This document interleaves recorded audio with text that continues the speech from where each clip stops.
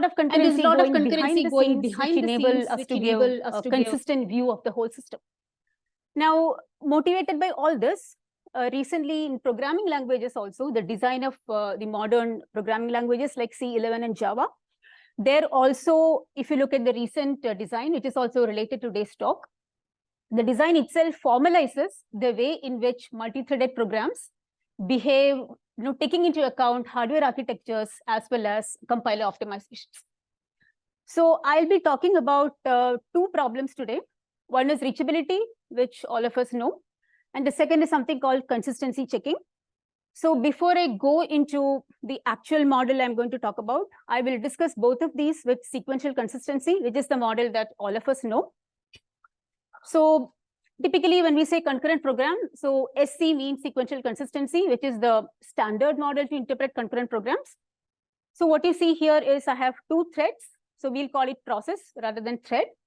I have write operations. So X is a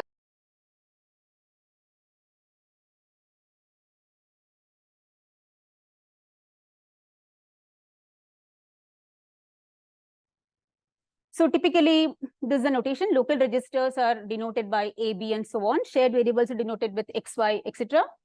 And what we mean by a run is just a sequence depending on the interleaving chosen by the program. So in sequential consistency, the standard understanding is that you execute instructions of one thread. Whatever thread you pick in program order, you respect the order in which they appear in the chosen process. Of course, you are free to interleave them between processes in any order as you wish. And the standard rule is that you always read from the last value that is written. This is sequential consistency. So having said that, now we can ask whether we satisfy some assertions or safety properties. So here is an example of an assertion which asks whether I can achieve A to be 1 and B to be 2, right? Remember, A and B are my local variables or local registers. So I'll start with an example of the Decker's mutual exclusion protocol. So in this example, I have two shared variables X and Y. To begin with, I'm assuming the values are 0. And Rx and Ry here are my local registers. Now CS1, CS2 represent the critical sections. So ideally, what we want to ensure is that I do not enter the critical section simultaneously, right? That's what we want to ensure. So here is a typical SC run under sequential consistency. So I can start executing the read process. The write happens. Then I can read 0, which is the initial value.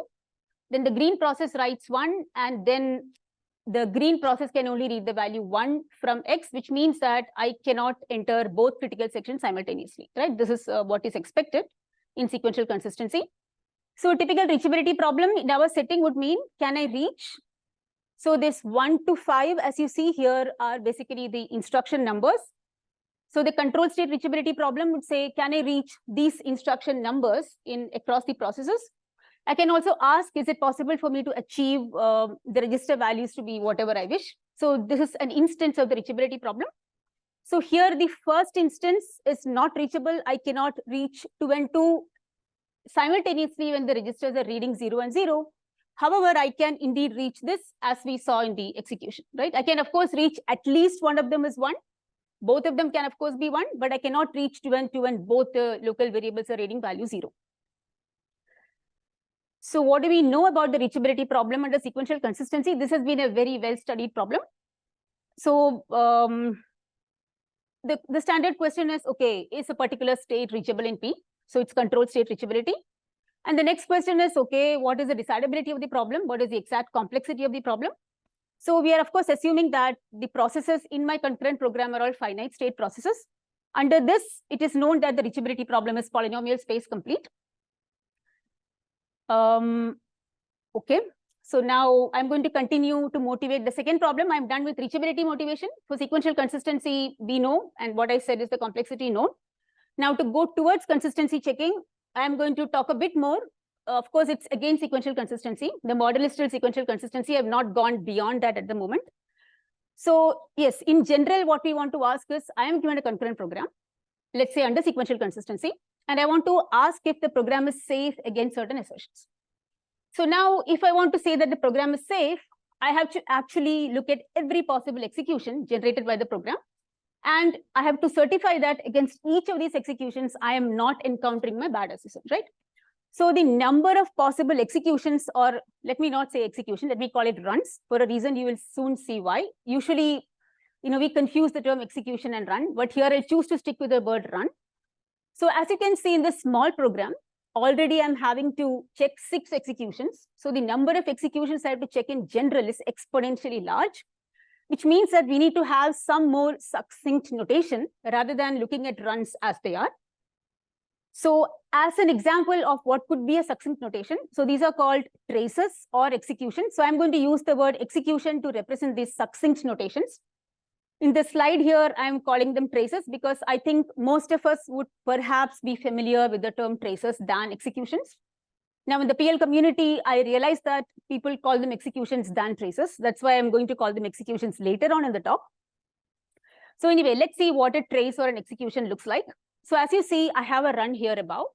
Now, I can depict this run in a more abstract form, which looks like this. So this is a graph, basically. Now, the nodes of this graph are the events coming from the processes in the program. Now, I have this one edge called program order, which is essentially connecting in order the events appearing in any process. So that is given to me by the program. The other edge I have is the reads from relation. So the reads from is dependent on the run. As the run proceeds, it depends on which reads from which write event which has happened before. The reads from arrows are generated dynamically depending on the program run. So that is another edge that I will depict. And the last one I will need is something called a modification order or coherence order, depending on what you're familiar with. Now, what the modification order tells me is, okay, if I look at this execution, if I look at this run above, first the value 1 was written to x, followed by the value 2 written to x, right? So in some sense, the value 1 was modified by the value 2. So the modification order is from x is 1 to x is 2, and that is what the graph is depicting here. So in some sense, if you look at this graph, it of course tells me that this run is consistent with this particular trace or execution, as we may want to call it. Now, in general, the modification order is applied to all the variables. So in fact, it's a total order per variable. So MOX represents the modification order for the variable x, and the global MO is the union of the modification order across all the variables in the program. So now we have an axiom to say that given a program, if I want to ask whether a certain trace or a certain execution is consistent with respect to sequential consistency, what I check is take this graph and check whether you have an acyclic execution across all the edges PO, RF, MO, and FR, right? If you get a cycle in a certain trace, then it means that it is not respected sequential consistency. And typically, this can happen if you do not read from the last value written, right? This is one standard case where I can easily get a cycle, okay? So this is the axiom to check whether a given trace or a given execution is respecting sequential consistency. So for example, this particular execution is a consistent execution because I am not getting a cycle here. So, okay. Now, I'm going to motivate why this is a better representation to work with rather than looking at individual runs, okay? Now, if you look here, I'm having 2 runs, pi1 and pi2.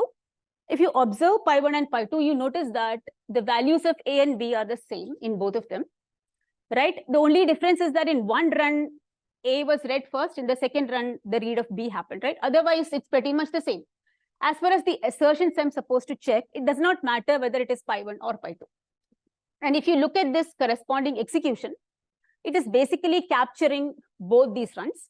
So in some sense, keeping this one execution is enough rather than looking at both the runs, right? So, okay, maybe for this, it is still quite minimal, but maybe we can see one more better example where we can say that looking at executions is a better idea than looking at individual runs of the program.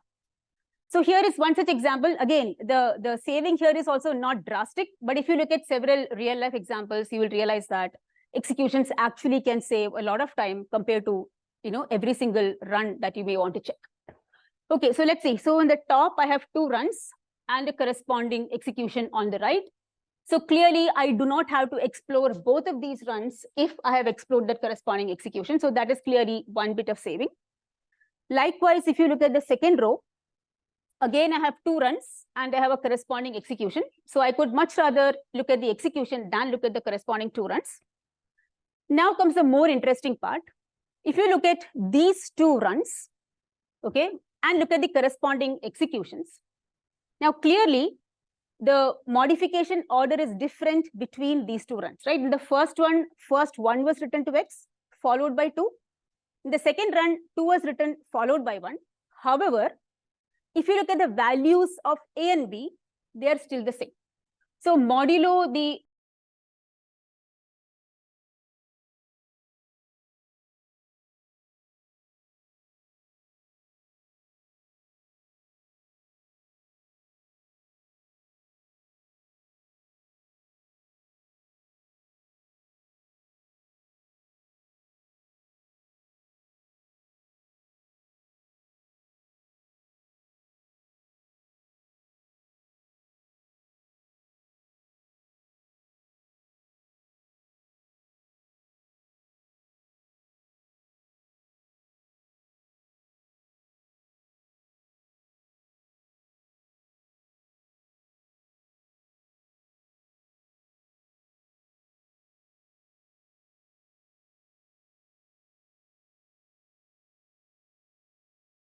added in will actually be a consistent execution under sequential consistency.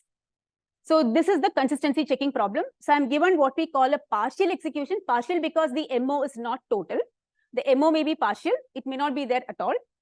The question is, can you now synthesize a modification order so that X along with MO results in a SC consistent execution? So this is actually a very big saving step that is done in, if you look at model checkers, especially stateless ones, and race detection tools, where you explore by actually generating the executions.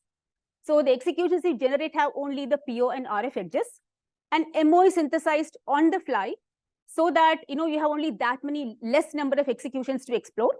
And then we have to ask this question every time I proceed, right, choosing the next event in the program. Is my current execution as generated now with whatever MOs I've added, is it already a consistent execution, right? This is an important question to check, because later I don't want to, unnecessarily, let's say, create a huge execution just to realize that it cannot give me a consistent execution. Okay, so this is a very crucial step that is done in model checkers and race detection tools. Therefore, asking this question at the back is a theoretically interesting question, which can result in huge gains in the tools that we develop later. Okay, so formally, this is the consistency checking question. So I have an execution is consistent. Okay, this we have already seen when it is consistent with respect to sequential consistency. So now I'm going to look at a partial execution. I'm going to say it's consistent with respect to SC if there exists a modification order which can give me a consistent execution. And as I said, this is a crucial step. And we also know the complexity of this for sequential consistency. So checking, whether I can synthesize an MO given a partial execution is known to be NP complete, which means this can be a bottleneck if you look at any SC model checker. Okay, so if I want to, let's say, run a dynamic partial order reduction algorithm where my model is sequential consistency, and if I'm working with executions that work with just PO and RF, this synthesizing MO is not going to be easy. This is an NP complete problem. Anyway, so I am not going to solve this problem here. The talk is not going to be on SC. This is just background so that we know reachability has been explored in sequential consistency. We also know that this question of consistency checking has also been looked at in the context of SC, and it is known to be NP complete. Now I'm going to move on to the topic of today's talk, which is a different model.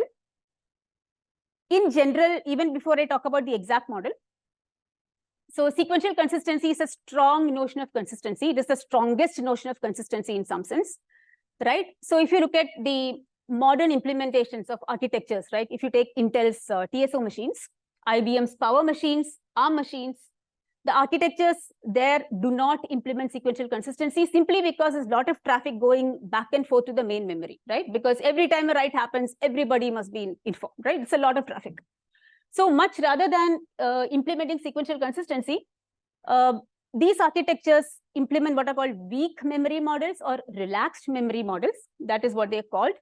And these are done for better performance. It is giving you better optimal performance. So this talk is going to be about one such model in the context of programming languages. Okay, so if I just look at the scale between performance, various synchronizability, on the extreme left, I have sequential consistency, which is very easy to program, very easy to understand. but it has very high synchronization.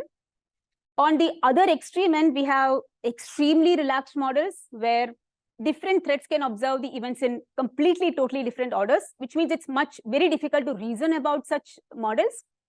Of course, they have very high performance and very low, almost nil synchronization happens between the processes, which makes them quite hard.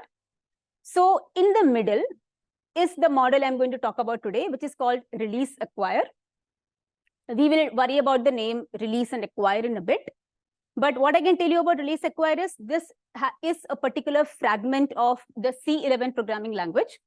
So in C11, the modern versions of C11 actually incorporate or formalize the way in which multi-threaded programs actually would behave, taking into consideration this architecture models as well as compiler optimizations. Okay, so RA in short, or release acquire, happens to be this model I'm going to talk about.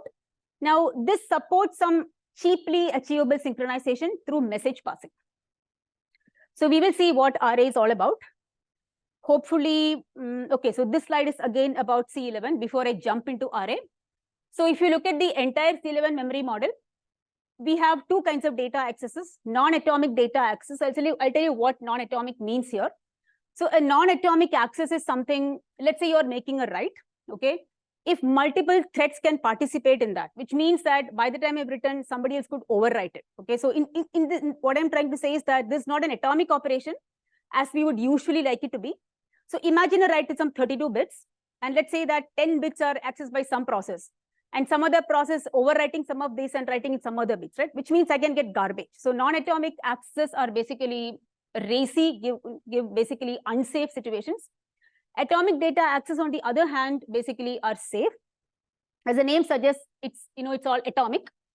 And here, if you look at the trade-off between performance and synchronization, we have relaxed at the top, sequential consistency at the bottom. Release acquire is somewhere in the sweet spot middle, where I can hopefully achieve both of them reasonably well. Okay, this, let's not worry about it. It is just one line just to say the name release acquire. So if you are conversant with the PL terminology, we have things called acquire, reads, and release writes. I hope I can convey this before we finish the talk when I talk about the semantics of the model. For now, they are just names. Let's not worry about them. Okay, so now even before I go to the formal semantics,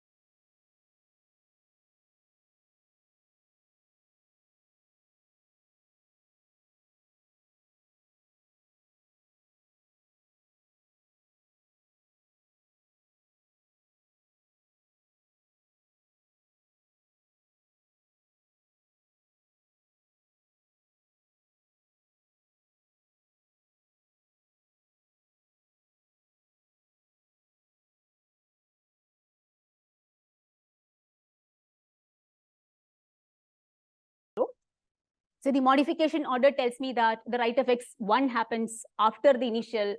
The MOY tells me that the value 2 got written later. Now, of course, I've seen the reads from the write of y to the read of y. Now, if you look at this last read, I have not filled up the value there, I put a blank. But clearly, you see that there is a PO RF path that leads to that read. Okay, in some sense, that guy, that read x, is aware of the write that happened to x is equal to 1 in another process. So the synchronization happens, through what we call happens before relation. So when I say aware of, what I mean is there is a path which is made of PO and RF. And if there is a path from event A to event B, okay, which is made up of PO and RF, then I say that event B is aware of event A. So here, because this guy is aware of that guy, he cannot read the initial value 0, he has to read the value 1. So all good. Now, just as we saw the axiom for sequential consistency, which is one good simple axiom, which says globally I have acyclicity across all possible edges. This is one of the axioms of release acquire, which is called read coherence. So we'll take a quick minute to understand what it says. So take any variable x. Okay, I've just written x. It applies to any individual variable. So now if I have two writes to x, so I wrote the value v and then I wrote the value u. U is an modification order later, right? If that is the case. And if this read guy is aware, okay, there is a happens before path from the write of xu to this guy. So this guy is aware of that later write. Then he cannot choose to read from an earlier write. Okay, so if this happens, then it is violating read coherence. So that cross is just to say that you are violating read coherence.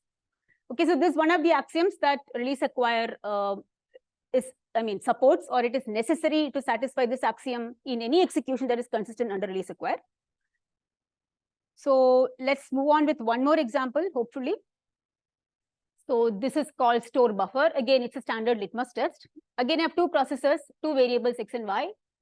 So here what happens, I'm writing x is 1, I'm reading from y, I'm reading from x, I'm writing y equal to 1. Now the thing is, I want to say that I do not see 0 and 0 in both Rx and Ry. So what do you think? Do you think this is, will this be true under sequential consistency?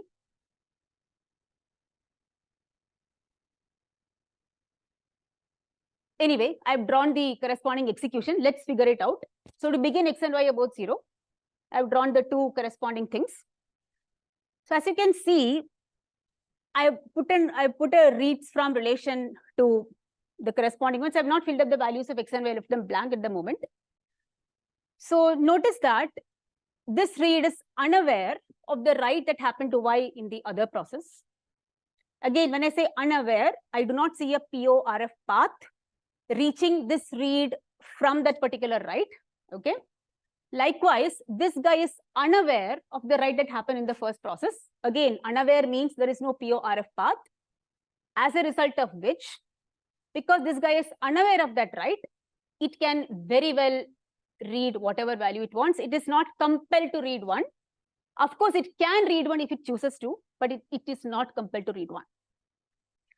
Okay, so this just to again highlight that, okay, if you were in the world of sequential consistency, you cannot have done this, right? Because I would have written x is equal to 1 first, and then I would necessarily be reading, if I write that and then read this, I would definitely be reading 1.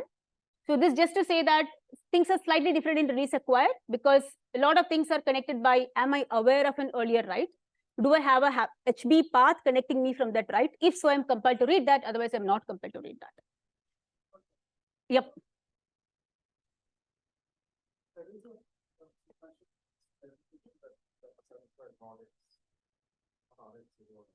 Possible.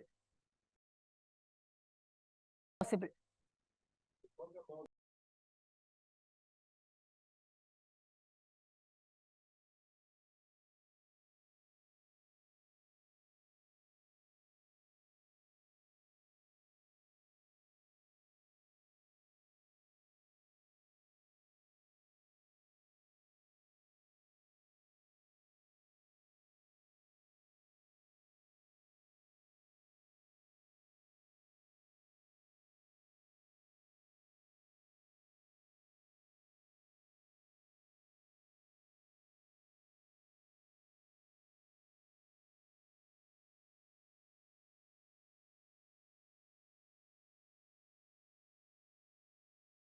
So in RA, you will be perfectly fine to read the initial value.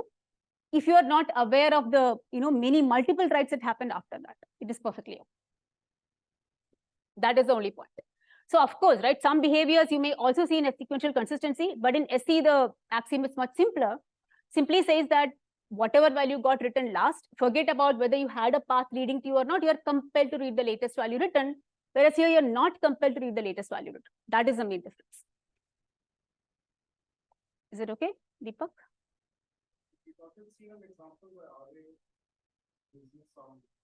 We will. Not possible SC. Yeah, we will. Yeah. Okay, so this is one more example, which is basically handcrafted right now. Okay, so let's see what happens here. So I have two writes, x is 1, y is 1 in the process 1. Process 2, I'm reading from y, then I'm writing to x, I'm reading basically again from x. So the question is, can I see both a and b to be 1? So under sequential consistency, do we see both a and b to be 1? Is it possible? So notice that when you read y, if you read a to be 1, let's say, if you read a to be 1, then you already have seen the x is equal to 1, then the y equal to 1 happened, you have read value 1 into a.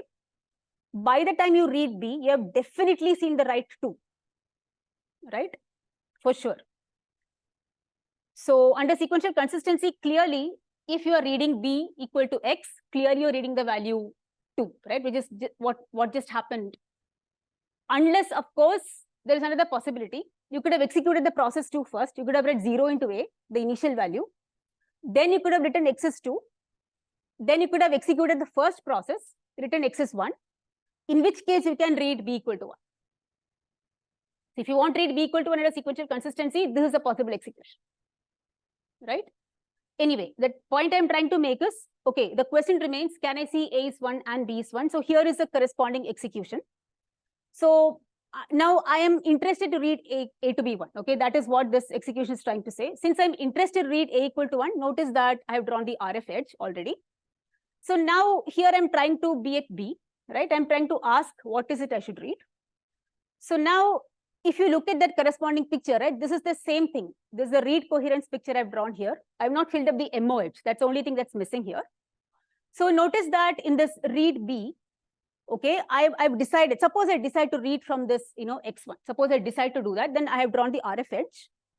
Notice that this b is aware of this guy already because there is a PO edge already. So now depending on the MO between right x1 and right x2, I can or cannot satisfy read coherence. Okay, so if you remember read coherence, if I want to read the value 1, it better be the case that the right of x2 happened before the right of x1. Right? Otherwise, I'd be violating read coherence. So now at this point, I want to just say another axiom of RA. This is the last axiom of RA I'll be talking about. So this is called right coherence. So right coherence simply says that if you take any two writes to the same variable, if you have a PORF path from one write to another write, which means there is a later write. Later, typically in the, when I say PORF, this write has happened later than the earlier write. The modification order must respect the same order. Because this is an axiom of RA.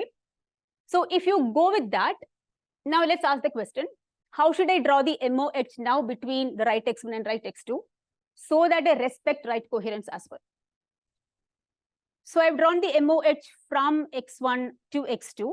So if I'm interested to read the value 1 in B, clearly if I draw the MO edge from 2 to 1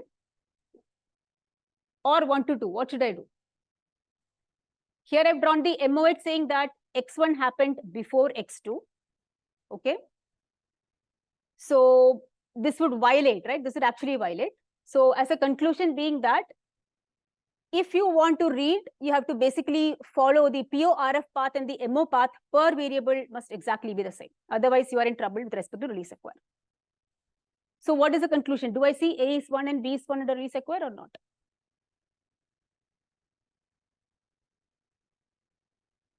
I don't. I don't simply because for me to be able to read, I should put the MO like that, right? If I want to read B is 1, I should put the MO in this direction. But if I do that, I have a problem because, what is the problem? Okay, so I have this, I have a problem with read coherence, but that's the only way I can put the MO, right? That's the only way I can put the MO if I want to respect right coherence, because you see that there is a HB path from WX1 to WX2, which means WX2 is aware of WX1. So since that's a PORF path, to respect right coherence, my MO should also go from right x1 to right x2. That's the only way. So basically, if you look at this picture below, this picture is suggesting that I am violating read coherence if I read from an earlier value and not from a later value, simply because I was aware of that. Yeah.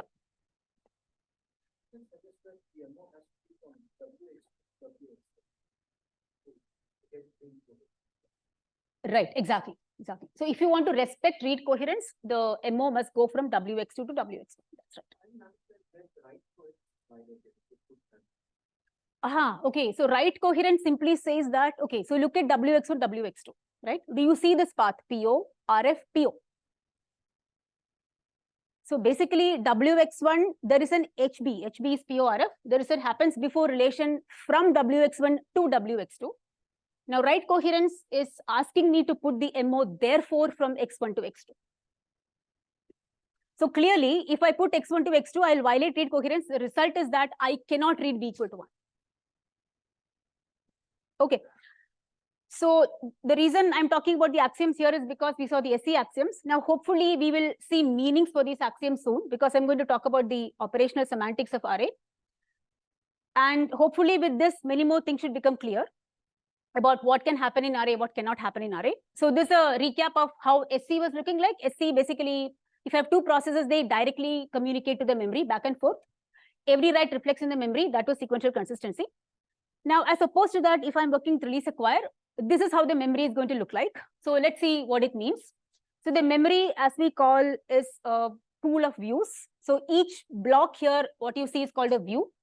Now, what are the constituents of a view? So if you look at, let's call each of them messages, okay? So every block here in the memory pool, let's call them a message. So if I look at that particular message is highlighted now, every message enters the memory pool after a write operation happens, okay? Every time you make a write, I add a message in the memory pool, okay? That is what happens. So this highlighted one, this message entered the memory pool when an X is equal to 1 write operation happened in some process. Now we see two numbers below that. We don't know what they are. We are going to see what they are. So they are called logical clocks or vector clocks, whatever you may want to call them. They basically timestamps that denote the order in which the writes have happened per variable. Okay, so these 4 and 1 have happened as a result of some timestamping, which will become clear hopefully in a moment. So if I have k variables, every message I see in the memory pool will have on the top whatever write happened to the certain variable, and a vector clock of size k, basically k timestamps. Okay, that is how each message looks like in the memory pool. So let's take an example to understand how this works. So here I have a single process. Okay, I have a read, a write, followed by a read on two variables x and y. So assume that to begin with, I somehow had this memory pool. Doesn't matter how it was, I somehow had this memory pool. And notice that the process also has its local view or local timestamps. Okay, so 3 and 2 respectively are the timestamps with respect to x and with respect to y, because I have only two variables at the moment. Now, given all this, let's try to see what happens when I make a read, what happens when I make a write. Okay, so the first operation is I'm supposed to read from x, okay, into the local variable called a. My current vector clock is 3 and 2 respectively, which means my current timestamp for x is current timestamp for x is 3, the timestamp for y is 2. Now, I have the memory pool. I'm supposed to read a value of x from this memory pool. Okay, now what values can I read from this memory pool? What values I cannot read from the memory pool? So first thing first, I'm going to select a certain view in the memory. Now, there is a rule I have to follow when I select a view in the memory. I'm going to look at my current timestamp of x, which is 3. I can choose any message in the memory pool whose timestamp of x is at least 3. Others are obsolete. I cannot choose them. So basically, what this means in this particular case is I first forget all the y messages. They are not even necessary for now. I have two candidates for x, of which only one is a real candidate, because if I look at x is 3, the timestamp of x is 1. So that's obsolete. So I'm going to choose the one possibility here, which is x is equal to 1. So a is going to get the value 1. Now comes the question, fine. I have a local view which says 3 and 2. There is a view in the message which says 4 and 1. After I make the read, how do I combine the views? In the obvious way, it's a point-wise merging, which takes, component-wise maps. So the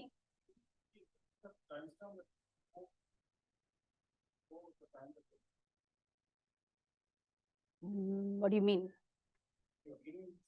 Yep.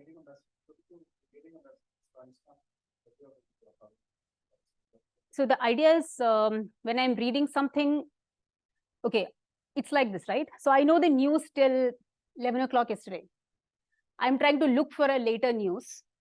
I don't want to see a news I know already, right? It's in that sense. So I'm updated till 11 a.m. yesterday news, and now I'm trying to read further. I will try to see anything that is 11:01 or later. In that sense, I'm trying to look for a later higher value timestamp for X. So notice that I'm not bothering about the timestamp of Y here. Now in this example, the timestamp of Y in the chosen message is before my local timestamp of Y, but I don't care because I'm reading with respect to X. So I do a merge, so which means my knowledge about Y, right? Where I am in the news channel with respect to Y remains where it was, but my knowledge about the X channel has increased now. So that is what happens when I do a merge operation.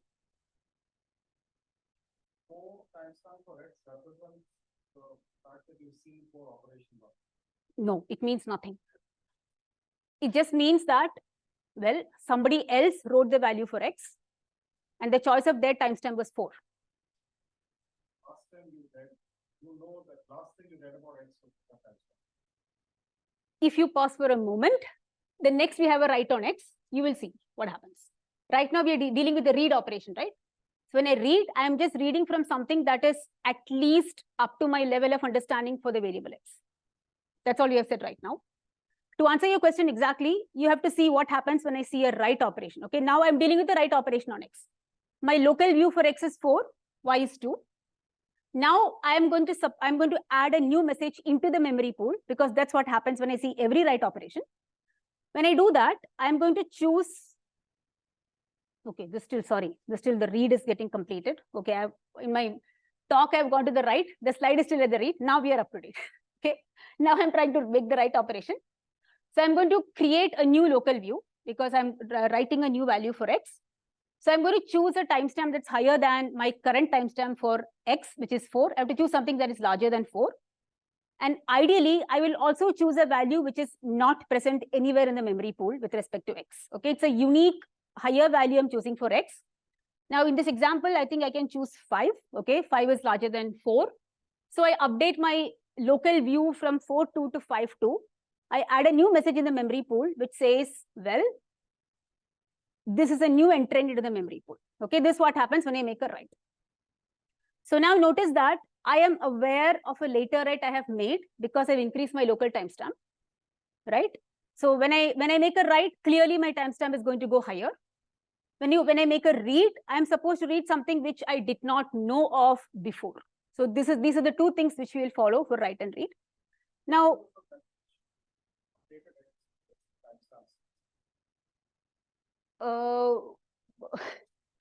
you're asking somehow.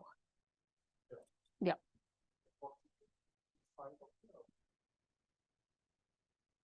So you mean 1.5 would have been okay? So you already have to, here your maximum is 4. Correct. Oh, in the memory pool, suppose. Then I can choose. I can, okay, wait, let me put it this way. Your current thing was 4. Okay, your current timestamp for X was 4. You are saying in the memory pool, there was somebody whose timestamp was 6 for X. I can still choose 5. I have to choose something strictly larger than my current timestamp, as long as it is not already present as somebody's timestamp in the memory pool. I can still choose 5. I could have chosen 10 also. Anything larger than 4 works for me. So any n larger than 4, which is not already there in anybody's X component in the memory pool will work. That's all. Okay, in this example, it so happens that 5 is the global maximum for X, but it need not be the global maximum. Okay, so assuming things are fine, now let's see the read for b equal to y. I'm trying to read from y. So let's see, my current timestamp is 2.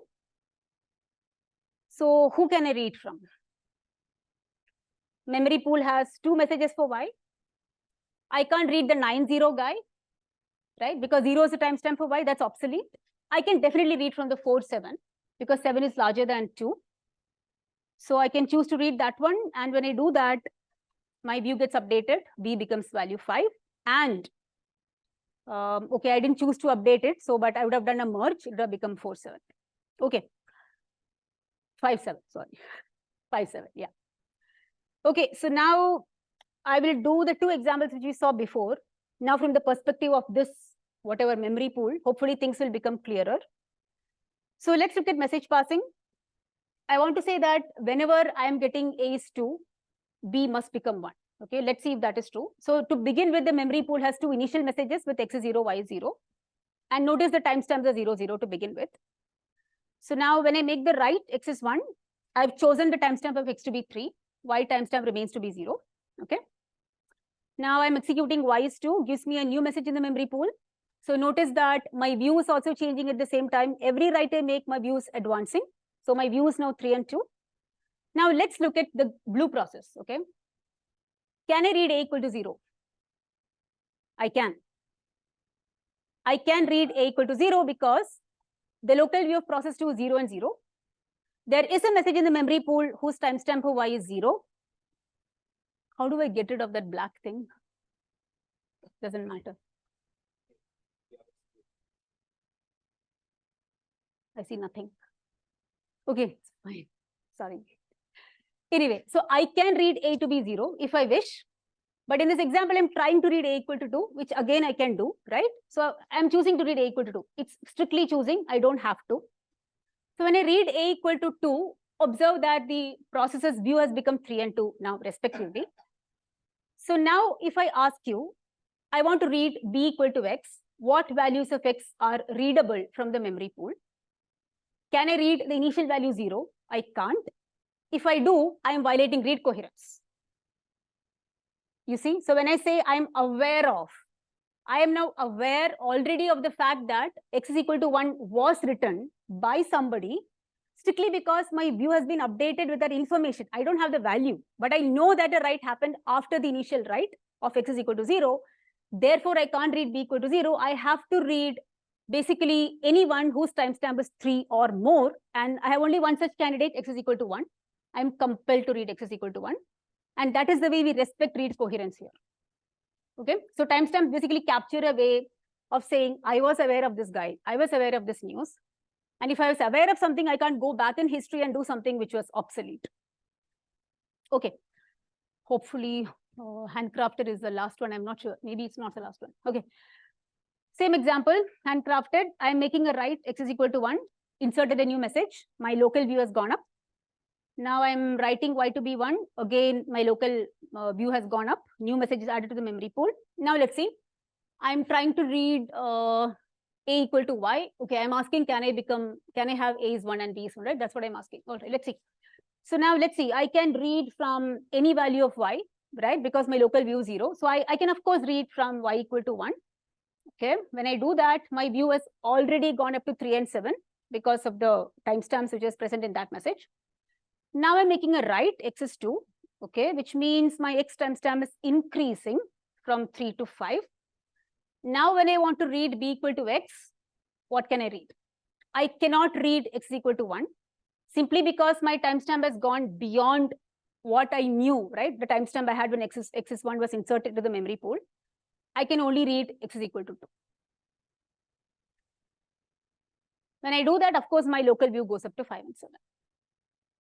And notice that this again is now respecting write coherence, right? If you take a same variable where you are aware of one write of a later of a, okay, whatever. If two writes are connected by this PORF path, the MO must be put in the appropriate direction, which is write coherence, which is happening here. Now for Deepak, you want to see something which is not SC. Here is a good example for that. Okay, so it's again a litmus test. It's called 2 plus 2W. I have two processors, two variables, two writes, two reads. Okay, two writes as in one write to x, one write to y. So let's see what's happening here. Can I get a is 1 and b is 1? Under sequential consistency, will I get a is 1 and b is 1? I can't. Under release acquire, I can. Okay, why? Let's see the memory pool.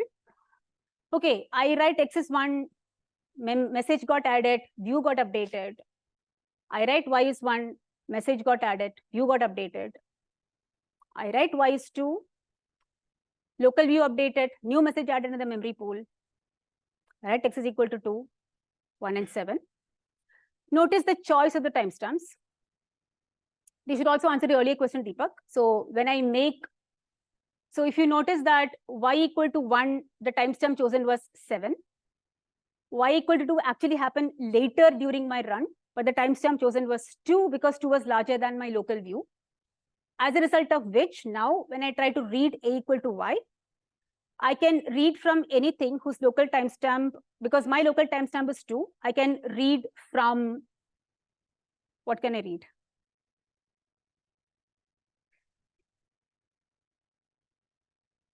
I can read 1. I can read 1, right? Because I'm not violating. It was 3. Sorry. This one problem with the keynote. It goes all the way to the beginning. I just cannot go one step back. Sorry about that. Anyway, so when I want to read a equal to y, I can read from the earlier y equal to 1, right? Similarly, when I go to b equal to x, I can read from x is equal to 1, right? Because it is 3, I can still read 3, 0. It was 1, 7, so 3, 0 still perfectly fine. So here is an example where I get a behavior which is not sequentially consistent, but is okay under release acquire. The other thing I want to point out here is, notice I have a HB plus MO cycle, but the cycle is across 2 variables. It's not on a single variable. So RA allows these kind of cycles as long as it is across 2 variables. And none of the coherence things prohibits it, because the coherence only says that, okay, if you project it to a single variable, you don't get such a cycle. All right, so hopefully the model is somewhat clear. So just all that I want to say here is that if you look at a program under release acquire, the kind of behaviors you get are arbitrary, and you cannot use the standard techniques you have for sequential consistency to analyze them. As far as operational semantics goes, I just have one more operation to talk about, and then hopefully I can talk about the result summary. So this is an operation called atomic read-write or read-modify-write, compare and swap. These are all the same things. So let's stick with the name atomic read-write, okay, ARW. As the name suggests, it is a read followed by a write done atomically. What does that mean? If I make a read, I cannot allow anyone else to do anything until I finish my write also. It's like, I'm clubbing the read and the write in a single pair, okay? So let's look at this example. So R is a local register. Okay, I write 1 to R, nothing happens. It's an internal operation, no variable is affected, nothing changes. I make a write y equal to 1. Okay, so things will change. They changed. R prime is 2 is again a local write, nothing changes. It's a register operation, not a variable operation. Now let's understand atomic read-write. So the meaning of atomic read-write is that I am trying to read from the variable x the value R. So in this case, I'm trying to read 1 from x. I'm immediately writing x is equal to 2 and putting it in the memory pool. Okay, I'm trying to read 1 and write 2. Okay, and this must happen without anyone interjecting in between. So the question is, how do I ensure nobody interjects in between, right? That is the question. So let's see what happens. So this is what I do. I can read that. Okay, I read that, updated my local view. Now when I write, this is how I will write, okay? When I write, the timestamp I chose for x was strictly 1 more than what I had currently. Now, why does it ensure that nobody can interject in between? Okay, so now it was 3, it became 4. The point is, okay, because 3 became 4, imagine, right? So if somebody else had done something in between, okay, the idea would be that because 3 became 4 immediately, I cannot have any other atomic read-write reading from here, right? Because notice the uniqueness of the timestamps chosen. Because I need to ensure that the timestamp I choose is unique for x in the memory pool for every message pertaining x, I cannot allow now another write operation whose timestamp of x can be 4, right? So which means that this write has to happen right now, and no other write can basically, or no other operation can basically come in between. So atomic read-write is unique in the sense that the timestamp chosen for read and write are basically successors of one another. And this essentially trying to say that, well, you cannot basically read from the same read operation if you're another atomic read-write. So any questions? Yeah. 5 minutes? Okay, I'll just summarize the results then. That's fine. Okay, so hopefully the model is clear. So now I just have to talk about reachability as well as consistency checking. These are the 2 problems I motivated for sequential consistency.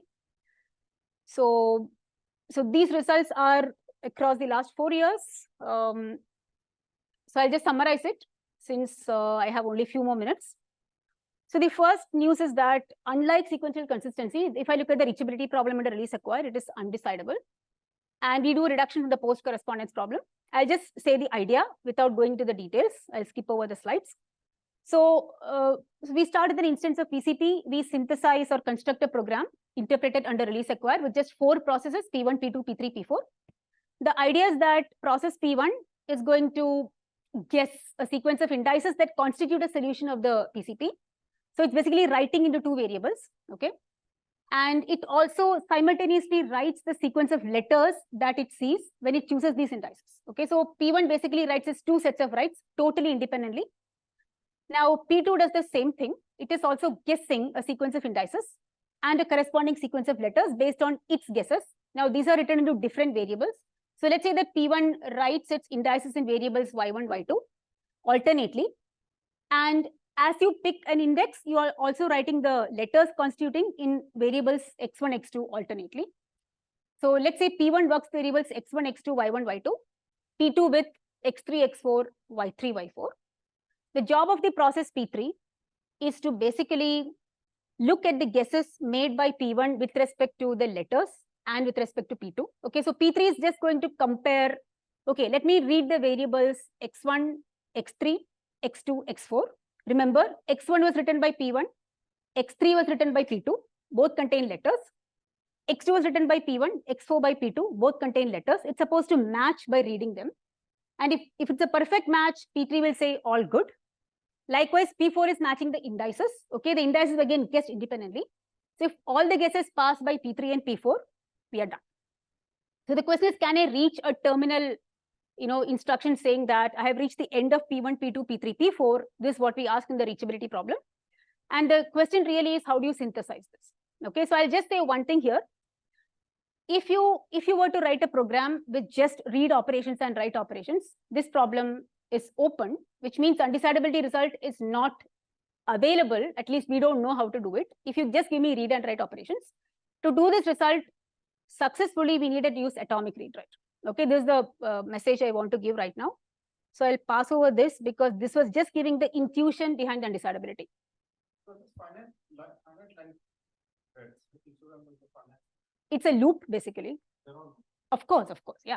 I mean, the idea would be that you just guess a particular index and you write down the the letters in that.